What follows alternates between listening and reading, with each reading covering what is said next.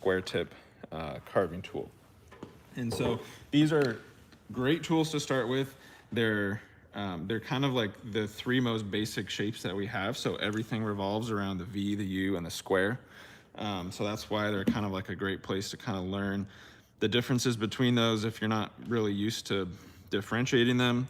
And then they're kind of easy sizes to use as well. So I'll do a little bit of show and tell of these. The P1, it's a V-tip. So when you're carving with these, it's also a curved blade. You're gonna get these very crisp, I mean, this is like the most basic carving, but you're always gonna get this really sharp entry and exit. It's a V-tip, so it comes to a point. That's kind of like the signature style. Let's see here. Oh, good question. YP, what does it stand for? We get that all the time too.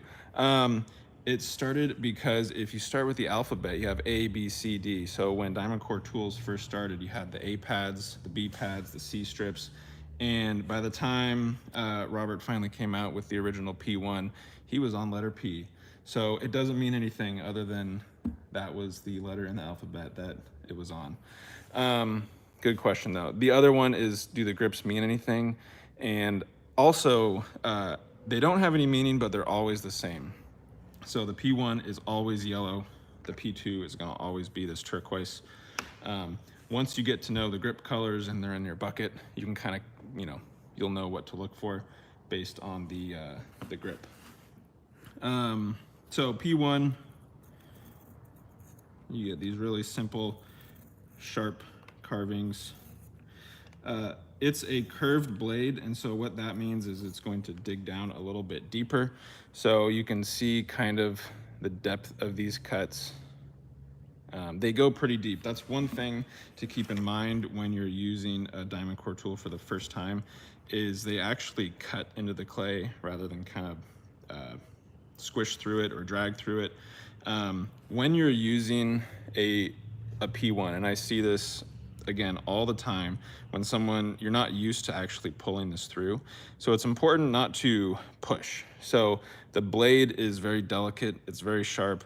If you're pushing into the clay to try to like push in and then pull, you're gonna end up bending that blade. It is very strong when you pull it, like pull it towards you.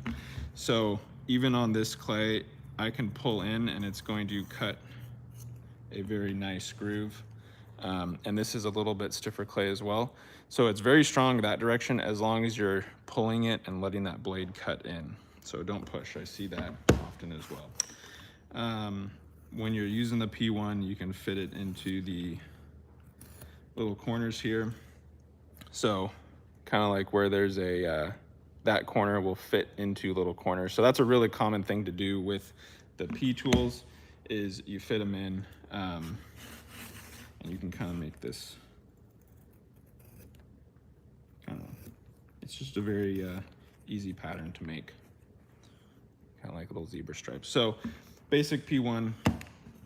The P2 is a large U-tip, so it's going to have a much different look. You're going to end up with these kind of rounded, more organic little scoops. Same thing applies where you want to make sure you are scooping in and pulling down into the clay. Same delicate blade, you don't want to push, but these U-tips are going to make a very kind of soft, rounded entry and exit, and you can just see with the light on there, you're going to get a much different design. So that's important to keep in mind. If you are trying to carve something where you want a lot of these kind of sharp points, and even like the bottom of the groove, you get that shadow, you're gonna get like a hard line in the bottom of that V-shaped groove.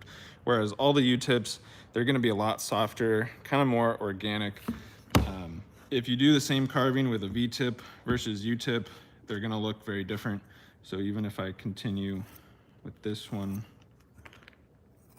I'm doing kind of like the same alternating, just sort of like taking swipes out. They're gonna look very different. So these are just, again, a lot softer. When you have a glaze that runs in there, that's gonna look very different as well. A lot of the like the V-shaped grooves from the V-tips, the glaze, breaks on all these little edges, and you get a lot, the little sharper points in there. So keep that in mind. One thing on the, and this goes for kind of any curved blade, whether it's the P1 or P2, but when you're scooping in, you want to make sure to scoop out. And this is another sort of just technique that sometimes takes a little bit to sort of adjust or calibrate your hand to. But if I scoop in, so now the blade is in there, but rather than scooping out, I just kind of pull directly out, then you end up with a kind of a different look where it has a flat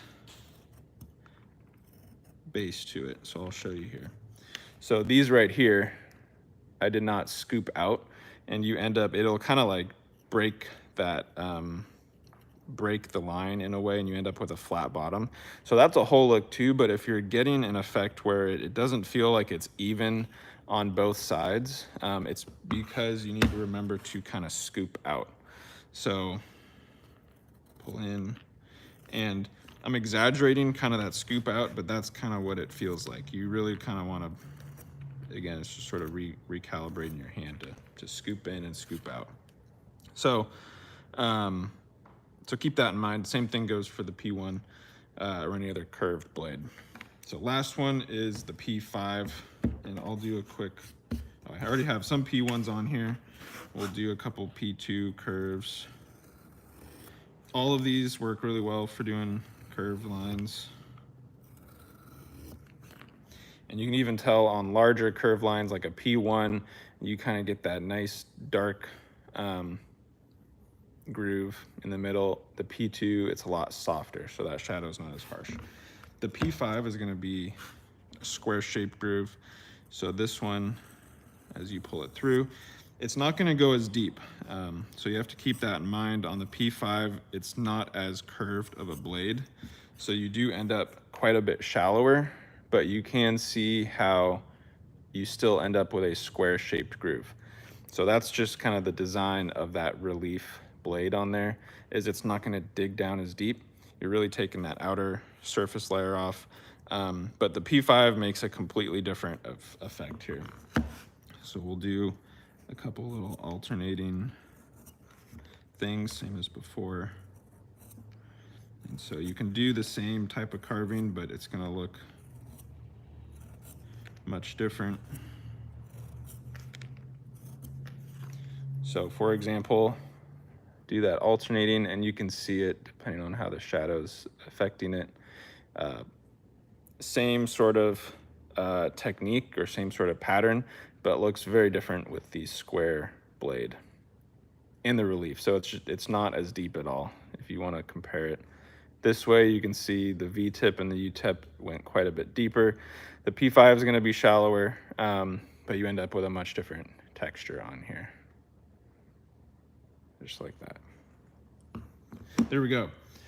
So that is the starter set. So if you haven't gotten into carving, there's a whole world of carving tools. We have a lot of carving tools, and we'll do more demos with each of those little categories. But the starter set is just a great sort of intro to kind of learn, like those V tips, what you can do with those, the U tips, and then a kind of a square tip. So from there, once you get comfortable with these, and it's like, well, you want like a little bit smaller U-shaped groove or a little bit larger V-shaped groove. So that's where, that's why we have so many tools, is making very specific carvings and very specific grooves, depending on the size and shape of the blade. But these are great to start with. So again, that's the starter set. It's a P1, a P2, and the P5 there. So you can check it out. It's also a really good deal. So I believe it's $99 for a 3-pack, which is it's one of our better sets. So check that out, and thanks for joining. I think we'll be starting a new series of live streams next week, so stay tuned for that. And other than that, we're kind of like getting through the summer here. It's going quick, but I think we'll call her there. So have a great rest of your day, and we'll see you next week.